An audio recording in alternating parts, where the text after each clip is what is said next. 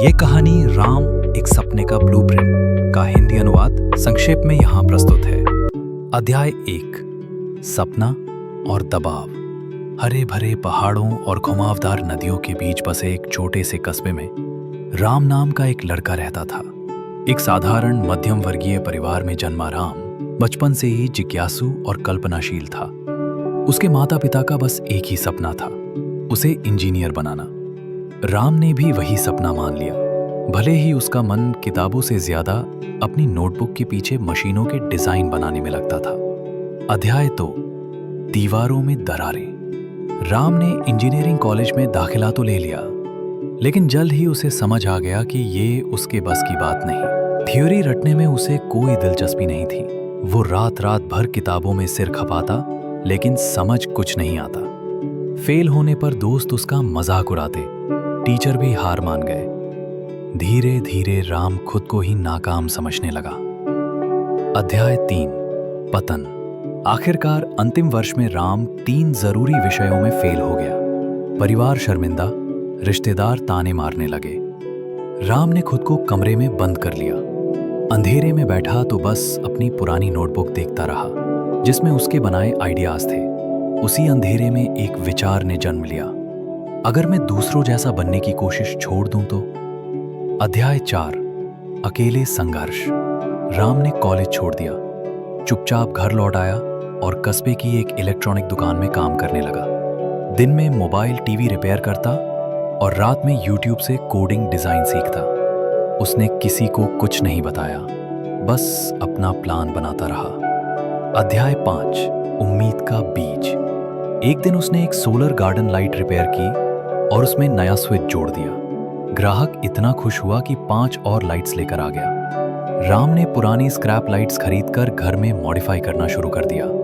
शुरू में किसी ने ध्यान नहीं दिया, लेकिन एक बार बिजली गुल होने पर उसकी लाइट से एक दुकानदार ने अपनी दुकान रोशन की और अगले दिन राम को 25 ऑर्डर मिल गए।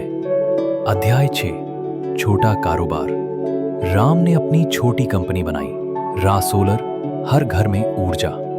कोई वेबसाइट नहीं, टीम नहीं, बस उसका जुनून और सोलर लाइट्स। पहले 2 महीने में 30,000 रुपए कमाए। धीरे धीरे किसान, दुकानदार, स्कूल वाले उसके ग्राहक बने। उसने खुद फ्री टूल से वेबसाइट बनाई और ऑनलाइन बेचने लगा। अध्याय 7, ईंट दर ईंट। राम ने एक छोटा वर्कशॉप किराए पर लिया। 2 स्कूल ड्रॉप आउट लड़कों को काम पर रखा, उन्हें ट्रेन किया। एक एनजीओ से जुड़कर उसने गांवों में डिस्काउंट पर लाइट्स देना शुरू किया।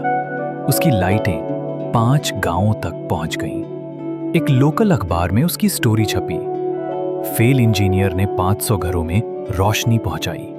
सरकार ने भी नोटिस लिया और ग्रांट दी।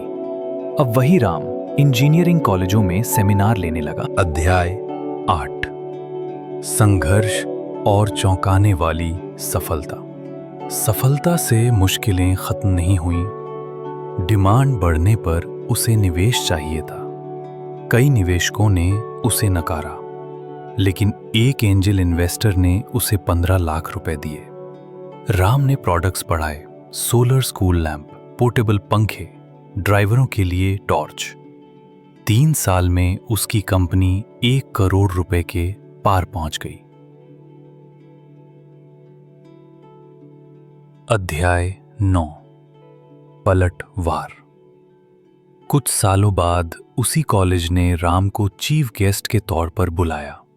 जहां कभी उसे फेल कहा गया, आज वही राम रा सोलर एनर्जी प्राइवेट लिमिटेड का सीईओ था, 60 कर्मचारियों के साथ। उसने मंच से कहा, मैं इंजीनियरिंग में फेल हुआ, पर इंजीनियरिंग ने मुझे कभी फेल नहीं किया। असली पढ़ाई किताबों से नहीं, जिंदगी से होती है। पूरा हॉल तालियों से गूंज उठा। अध्याय 10, डिग्री से आगे की कहानी।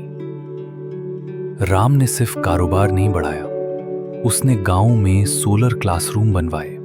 ड्रॉपआउट्स को mobile repair, electrical design, coding सिखाने के लिए फाउंडेशन शुरू किया।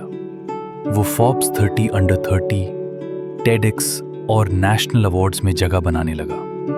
अब वो सरकार को रूरल इलेक्ट्रिफिकेशन पर सलाह देता है।